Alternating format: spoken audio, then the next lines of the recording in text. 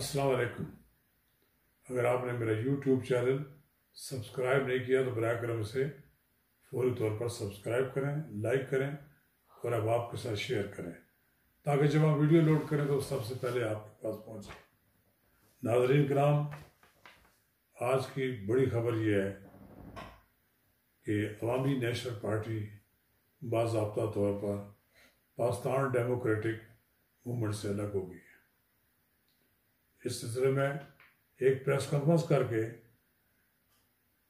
عوامی national party نے اپنے آئندہ لائحہ عمل کا اعلان کیا۔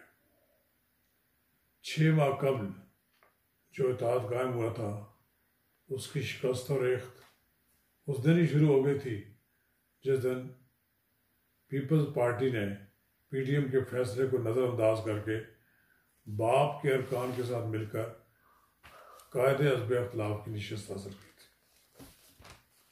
یہ نشست تو اتنی بڑی نہیں تھی، لیکن جس طرح راتوں رات رابطے قائم کیے گئے اور ایک ایسی جماعت جس کو راتوں رات بنایا گیا تھا اس کے ارکان کو اپنے ساتھ شامل کر کے ایک میسج دیا گیا کہ اپوزیشن کے اندر حکومت کے اتنے روٹس ہیں، وہ چاہیں تو پیپلز پارٹی کو بھی الگ کر سکتے ہیں، وہ چاہیں تو عوامی نیشنل پارٹی کو بھی الگ کر سکتے ہیں۔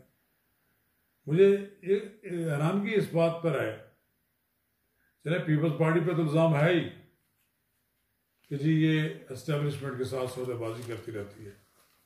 اس وقت ولی خان کے صاحبزادے اسفندیار ولی کا تو کچھ بھی اسٹیک پر نہیں ہے۔ آج کی نسل شاید نہیں جانتی ہوگی ولی خان کی سیاست اور ذوالفقار علی بھٹو کی سیاست کیا تھی۔ یہ ولی خان وہی ولی خان ہے کہ جنہوں نے ذوالفقار علی بھٹو کی حکومت کے خاتمے کے لیے تحریک چلائی، یو ڈی ایف بنائی، پھر اسی کی جماعت پی این اے میں شامل ہوئی۔ مجھے یاد ہے کہ میں نے لیاقت باغ میں وہ جلسہ دیکھا ہے، یو ڈی ایف کا وہ جلسہ دیکھا ہے جس میں یو ڈی ایف کے جلسے میں نیشنل عوامی پارٹی کے کارکنوں کو گاجر مولی کی طرح کاٹ دیا گیا۔ 20 کارکن شہید کر دیے گئے اور ایک بڑی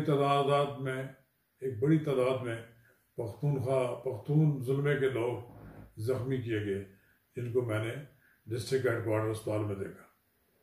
اسد ولی خان نے بڑی جرأت کا مظاہرہ کیا اور اس نے کسی ایسے اعلان سے گریز کیا جو کل ان کی سیاست ختم کر دیتا۔ انہوں نے پشاور میں جا کر خون خرابے کو روکا اور خون خرابہ نہیں ہونے دیا۔ پھر یہی ولی خان تھے، انہوں نے حیدرآباد ٹریبیونل کے تحت جیل کاٹی۔ پھر یہی اسفندیار ولی ہے جن سے میں اکثر مذاق سے کہا کرتا تھا کہ یار اسفندیار ولی، تم تو ولی خان کے بیٹے ہو نا۔ یہ وہی ولی خان جو پیپلز پارٹی کے ساتھ لڑا کرتے تھے، آج آپ ان کے ساتھ باؤں میں بائیں ڈال کر چلتے ہیں۔ بہرحال سیاست وقت بدلتی رہتی ہے، اسفندیار ولی بھی وہی ہیں۔ اب دوسری طرف ذوالفقار علی بھٹو کی بھی آگے اولاد آ گئی ہے، خود اولاد سے برات یہ ان کی ہے کہ ان کے نواسے آ گئے ہیں۔ اب اسفندیار ولی بھی سیاست سے قطعاً بڑی حد تک ناتعلق نظر آتے ہیں۔ انہوں نے احمد ولی کو آگے کیا ہوا ہے اور وہ بات چیت کرتے ہیں۔ جب یہ فیصلہ کر چکے تو احمد ولی خان نے بلاول بھٹو زرداری کو فون کر کے اپنے فیصلے سے آگاہ کیا اور غالباً ان کو بھی یہ کہا کہ آپ بھی الگ ہو جائیں۔ فی الحال تو مجھے نظر نہیں آتا کہ پیپلز پارٹی فوری طور پر الگ ہو جائے، وہ اپنا اپوزیشن کا بھرم قائم رکھنا چاہتی ہے۔ بہرحال مولانا عبدالغفور حیدری نے کہا ہے کہ اپوزیشن کا لیڈر کا عہدہ بہت چھوٹا عہدہ ہے۔ یسر رضا گیلانی اس ملک کے وزیر اعظم رہے ہیں، انہوں نے ایسا نہیں کرنا چاہیے تھا، لیکن بہرحال یہ تو آپ صحیح یسر رضا گیلانی جانے اور پیپلز پارٹی جانے اس کا کیا نتیجہ نکلتا ہے۔ یہ جو سیاست کی گئی ہے اس سے ایک تو فائدہ ہوا ہے حکومت کو کہ پی ڈی ایم ٹکڑے ٹکڑے ہو کر رہ گئی. لیکن اس پی ڈی ایم میں سے ایک نئی پی ڈی ایم نکلے گی. وہ پی ڈی ایم وہ ہوگی جو یکسو ہوگی، ایک نظریے پر قائم ہوگی. اور یہ پی ڈی ایم جو نئی ہوگی یہ انتخابی اتحاد میں تبدیل ہو جائے گی. آپ دیکھا یہ سب لوگ دیکھیں گے کہ آئندہ آنے والے دنوں میں پی ڈی ایم اسی طرح آئی جی آئی کی طرز کا ایک اتحاد بن جائے گا جو انتخابی اتحاد ہوگا. اور اس میں جے یو آئی اور مسلم لیگ نون بالخصوص اور بلوچستان کی قوم پرست جماعتیں مل کر ایک ایسا اتحاد بنائیں گی کہ جو پی ڈی ایم بھی کہلائے گا اور اس کے ٹکٹ بھی وہ جاری کریں گے.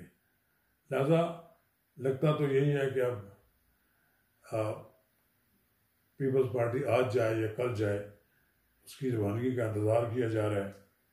بہرحال چیئرمین سینٹ سے سینیٹر اعظم نذیر تارڑ کی وفد کے ساتھ ملاقات ہوئی ہے. ادھر مولانا عبدالغفور حیدری کو بھی جے یو آئی نے اپنا پارلیمانی لیڈر بنا دیا ہے اور مولانا عطا رحمان کو ڈپٹی پارلیمانی لیڈر بنایا گیا. بہرحال آنے والے دنوں میں ایک نئی صورتحال یہ ڈیولپ ہو رہی ہے کہ قومی اسمبلی میں بھی اپوزیشن کے 2 گروپ بن کر سامنے آنے والے ہیں.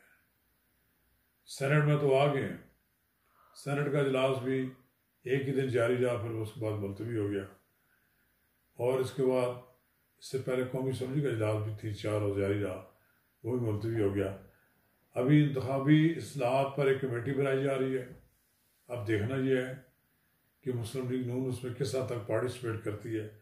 فی الحال تو مجھے معلوم ہوا ہے کہ مسلم لیگ نون کے حلقوں میں یہ کہا جا رہا ہے اگر انتخابی اصلاحات میں حکومت سنجیدہ ہوئی تو وہ اس سے بات چیت کرنے کے لیے تیار ہے. لیکن مجھے لگتا نہیں ہے کہ یہ بیل منڈے چڑھے. یہ بھی بات صرف ایسی کچھ دن میٹنگ ہوگی اور پھر اس کے بعد پتہ لگے گا سب نے اپنی اپنی رائے لی. مجھے اس بات کا خدشہ ہے کہ پی ڈی ایم کے ٹوٹ جانے کے بعد تحریک انصاف کے طرز عمل میں تبدیلی نہ آ جائے، اس کے اندر کچھ جارحانہ طرز عمل نہ آ جائے. جو اپنے آپ کو وہ پچھلے 6 ماہ سے دباؤ میں محسوس کرتی تھی اب اپنے آپ کو دباؤ سے نکل گئی ہے. ممکن ہے دباؤ سے نکلنے کے بعد اس کا طرز تکلم ہی تبدیل ہو جائے. اس کا جارحانہ جو رویہ ہوگا یہ پھر ایک بار قومی سیاست میں، ملکی سیاست میں ہیجان کی کیفیت پیدا کرے گا. اور ہیجان کی کیفیت پیدا ہو گئی تو پھر ایک بار تحریک سر اٹھائے گی. جو آنے والے 3-4 ماہ دنوں میں جو نظر آ رہے ہیں کہ ایک بار پھر مولانا فضل الرحمان، مسلم لیگ نون، J U I, National Party, Pakhtunkhwa Awami Milli party سے اور دوسری جماعتوں سے مل کر تحریک کا اعلان کریں گی. اور یہ تحریک ممکن ہو فیصلہ کن ہو. شکریہ.